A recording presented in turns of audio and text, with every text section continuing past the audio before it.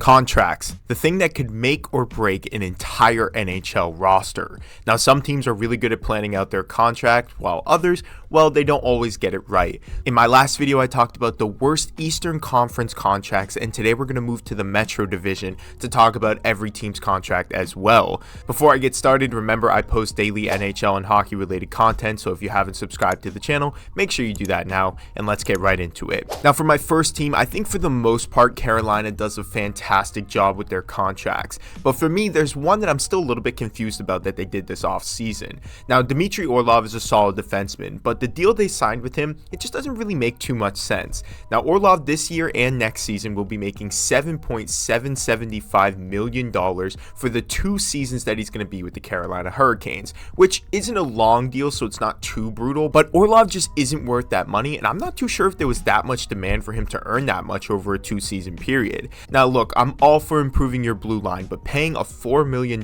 guy double what he's worth isn't the route that I would have taken if I was the Hurricanes, but obviously they're looking to make a deep run this year, and if they think that Orlov was that missing piece from last year, then hey, who am I to judge? Now, for Columbus, there's a lot of contracts you can pick apart here, whether you want to say it's the Johnny Gaudreau one, the Patrick Laine one, or any other contract you see on this roster. But with the recent trade request, I think it has to be Elvis Merzlikins. Merzlikins is on a 4-year, $5.4 million AAV contract that just doesn't fit with the organization. He's 29 years old and recently requested this trade because Columbus just isn't heading in the direction we all had hoped this season. Now, the issue here is that Merzlikins has a lot of potential, but it's not translating over to the ice. He's playing like a potential backup for $5.4 million a season, which is just a tough situation for any contending team to want to trade for. Columbus will likely have to lose on whatever trade they decide to make, given that they have no leverage on this one, so I think that's what makes this the worst contract, but like I said, there's a few other ones on this team that deserve the mention,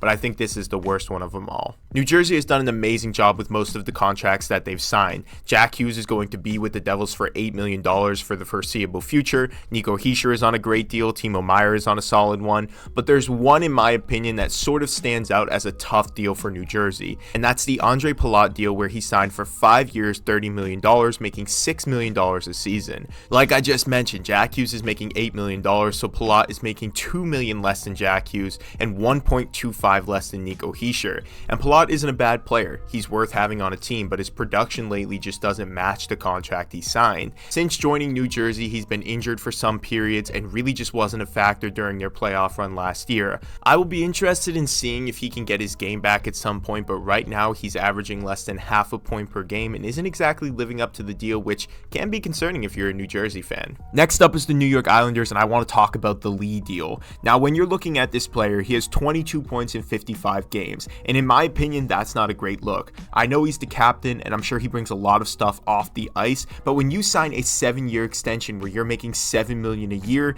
I just think you need to put up more than 22 points in 55 games. That's just me. But if you're an Islanders fan, let me know what you think about this deal. Do you feel like Lee is an overpay for this team? Next, let's move over to the other New York team, the Rangers, and this one isn't a bad contract, really, just a little bit over-eager from the Rangers on this one. Barclay Goodrow signed a 6-year, over $22 million extension that isn't terrible since he's only making $3.6 million a year, but with the season that he's having, it's looking more brutal by the day. Goodrow has 7 points in 55 games played and is a -9 on the year. Goodrow has never been anything special, nothing more than a 30-point scorer at best, and with the year that he's having, you can get production from a veteran that's making way less than he is on his current contract. Recently, the Rangers just got rid of Nick Bonino, and he had 5 points in around the same amount of games played, so that kind of speaks to Goodrow's game and the amount of money he's making. Little eager on this one from the Rangers, and it's looking like they'll be stuck with him for a while, so hopefully he can pick things up and really earn the money that they gave him. This next one I had a very hard time with. The Philadelphia Flyers have done a very good job with their roster and have very few high-paying contracts.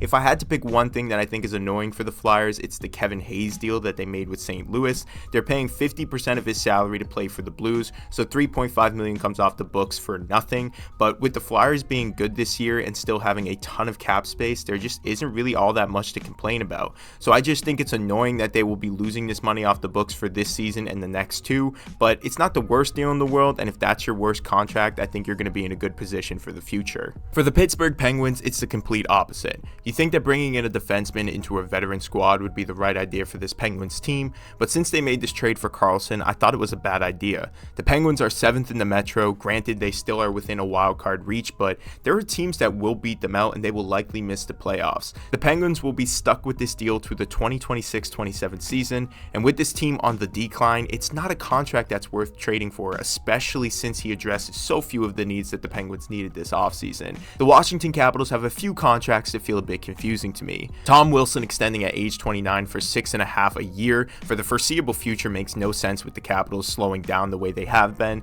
Evgeny Kuznetsov signing that $7.8 million deal makes no sense for this team either. And lastly, the Darcy Kemper deal, which has just been brutal since he will likely lose the job within the rest of this year and next season. I think the Darcy Kemper one bothers me the most since the Caps signed him to a deal right after his cup run and clearly got overly eager with this one, but you can pick any of these deals and criticize them. I think the Capitals are just in a tough situation and just riding out that Ovechkin record while they finish out his career. Well, let me know what you guys think about this. Do you agree with these worst contracts in the Metro division, and which division would you like me to do next? Let me know what you guys think in the comments below. Like this video, subscribe to the channel. I will see you guys in the next one.